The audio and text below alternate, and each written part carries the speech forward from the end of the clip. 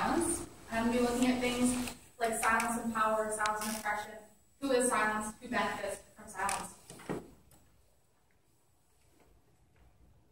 So I wanted to start today by breaking some silence personally. I don't know how many people read my Facebook post Wednesday night, but my mom can't be here. She literally can't be here because she was banned from this campus after tipping a bowl of penny pasta into the lap of the man who sexually assaulted me. So she's here on Skype, and she brought people chocolates that we can have. Oh. To thank you guys for being here instead of her. So in the spring of 2014, I filed a formal complaint with the school after being sexually assaulted. And none of us were informed that there is a confidentiality policy embedded in our human rights that actually means that there's not a lot more I can tell you about that. So, silence. It's actually a kind of a hard concept to define. It was originally defined as an absence of speech if we look at Yang Zuo's 2002 definition and looking at a more historical analysis. But we later began to understand that there's actually a lot of communication that happens through silence. Robin Flavish painted a distinction between being silenced and being silent, with the main distinction being agency and voice. Do the people speaking or not speaking have power? So I really, really like this idea that even people who are silent can actually communicate. And if we look at things like Keith Bazo says, it's important, it's not the case that a man who says nothing is silent. There's a distinction, there's a metaphor that I really like in William J. Semeren's that compares it to a zero in math. It's an absence with a function. So given kind of this work, I'm defining silence as an absence of speech, but not of communication. So the other main word in my question is politics, and I'm defining this more broadly. I'm not looking at electoral politics, but I'm looking at power structures and how there is this power behind silence. I think that's really important to look at. So I'm looking at politics as Harold Lasswell defines it, as who gets what, when, and how. In terms of looking at silence itself, I turn to a few silence experts. The first being Amber Dawn. She's a local queer author, editor, activist, teacher, and she's a former sex worker. And she breaks silence through her work by talking about things like her experiences of working in Vancouver's downtown Lower East Side. And she talks explicitly about silence and how it's something that's taken for granted, oftentimes by both the oppressors and the people who are being oppressed. I couldn't do this presentation without talking about culture. So here's up some ideas in terms of a culture of silence, a culture that forces people to have more of a negative, suppressed, silenced self-image, and the dominating individuals. The oppressed individuals lose the means to critically respond to their oppression. And if they develop a critical consciousness, they can overcome this.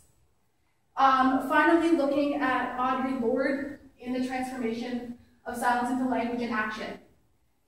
She had a tumor and she had to wait to get surgery, and she wasn't sure whether or not the tumor would, obviously, whether or not that was going to be something that was going to greatly impact her life and possibly death. And so she looks at death as the final silence. In this waiting period, she really starts thinking about what has she said, what has she not said.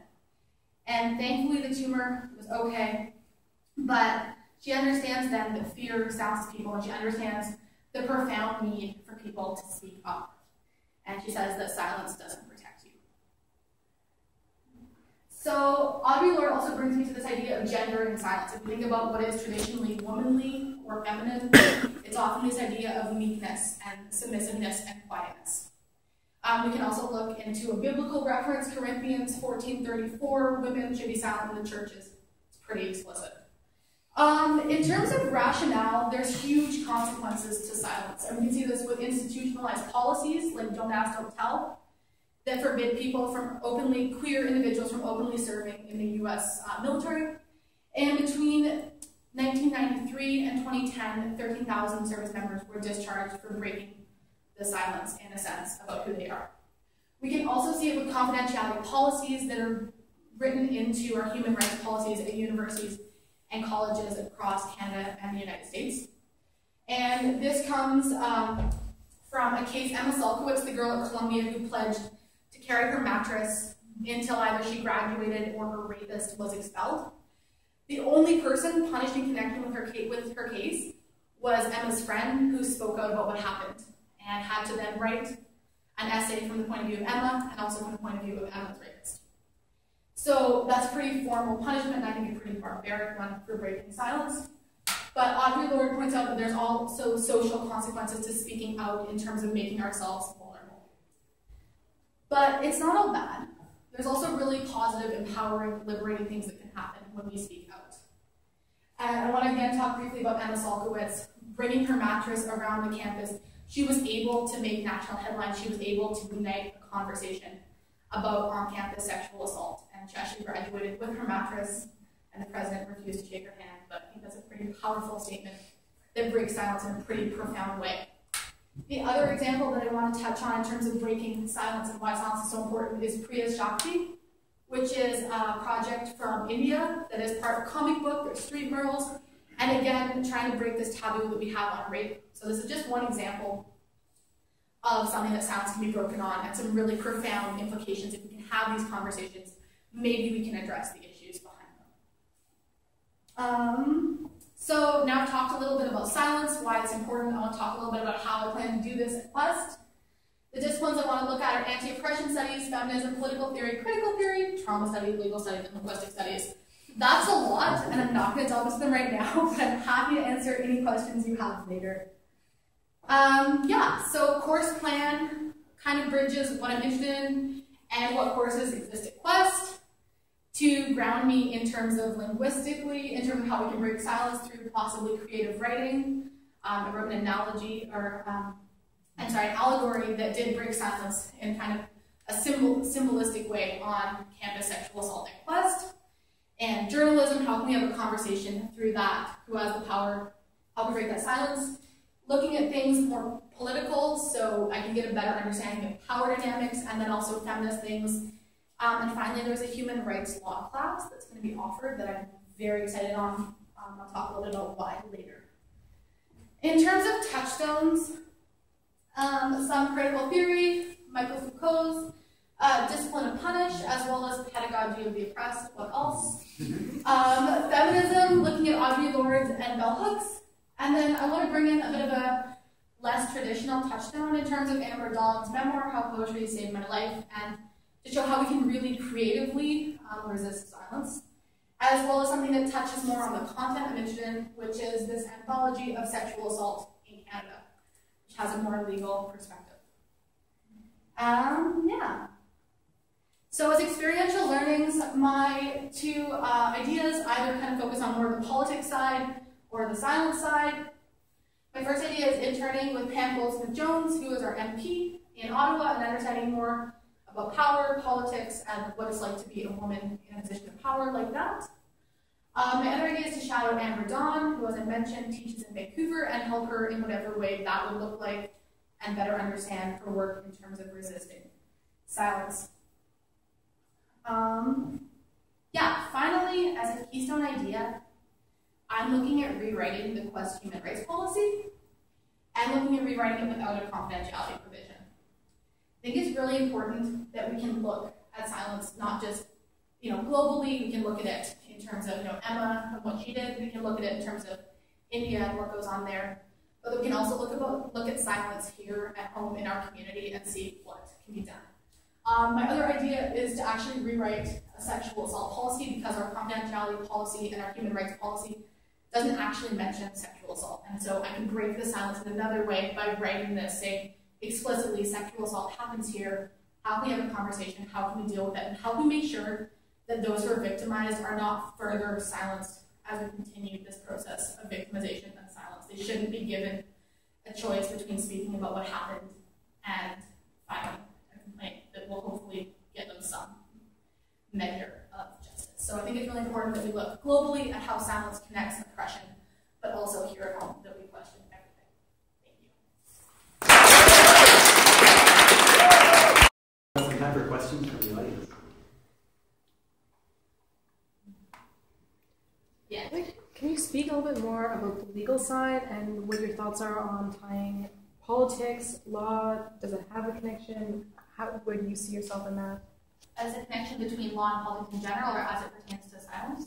As it pertains to silence. Because I think we can, like I mentioned, like legislative examples that we can legislate silence, and obviously that's formed by our like political processes. But if we see politics as something more broad in terms of power, then there's huge power imbalances in terms of who has voice and who doesn't have voice and can be marginalized and silenced. Is that kind of what you mean?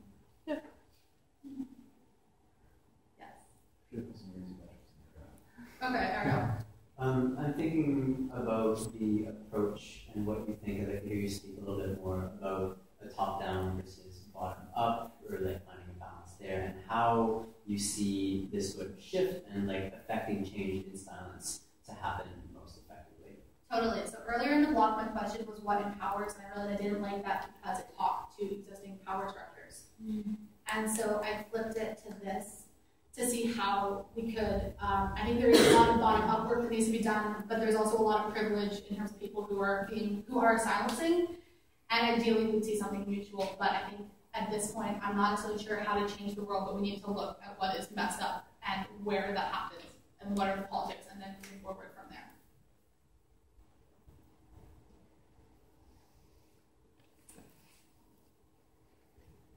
Yeah, Mabel. Have you been involved in the HR policy reviews that Ellis has been conducting? What has your experience been with that?